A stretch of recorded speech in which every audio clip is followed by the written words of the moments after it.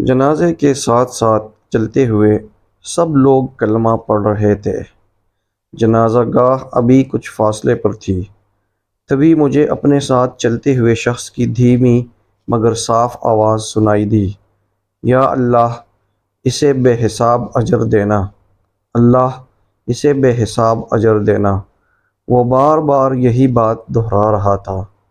تدفین کے بعد میں نے اس سے پوچھا، مرحوم کا آپ کے ساتھ کیا رشتہ تھا؟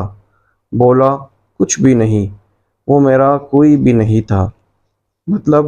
میں تھوڑا حیران ہوا اور کہنے لگا، میں بہت غریب آدمی ہوں صاحب، کچھ عرصہ پہلے میری بیوی شدید بیمار ہو گئی، اس کے آپریشن کے لیے لمبی چوڑی رقم کی ضرورت تھی جو میرے بس سے باہر تھی۔ ہر طرف سے مایوس ہو کر گاؤں کے چودھری سے اس شرط پر قرض لیا کہ اگر 1 سال کے اندر ادا نہ کر سکا تو وہ اس میں سود کی رقم بھی شامل کر لے گا۔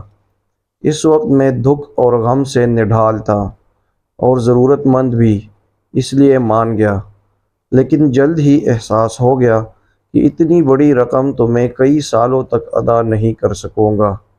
یہی دکھ اور غم لیے مسجد میں بیٹھا اللہ سے فریاد کر رہا تھا، رو رو کر اس سے وسیلہ مانگ رہا تھا کہ وہ میری مشکل آسان فرما دے۔ یہ مرحوم قریب ہی بیٹھا نماز پڑھ رہا تھا، اس نے شاید میری آہوازاری سن لی، پاس آ کر بولا، میں زیادہ امیر تو نہیں ہوں، لیکن وعدہ کرتا ہوں کہ اللہ کی رضا کی خاطر تمہارا قرض اتارنے میں تمہاری مدد کروں گا۔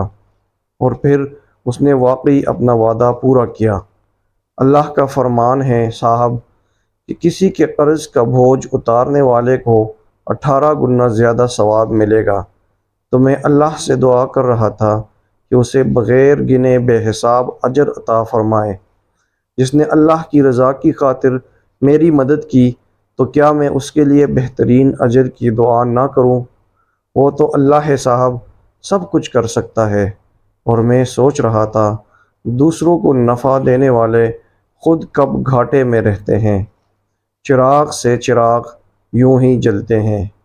ہمیں بھی ایک دوسرے کے کام آنا چاہیے، جتنا بھی ہو سکے ضرورت مند، نادار، لاچار اور غریبوں کی مدد کے لیے ہر طرح کی کوشش کرنی چاہیے اور ہر ممکن ان کی مدد کرنی چاہیے، اور اس کا صلہ اللہ ہمیں اس دنیا کے بعد اگلی دنیا میں دے گا۔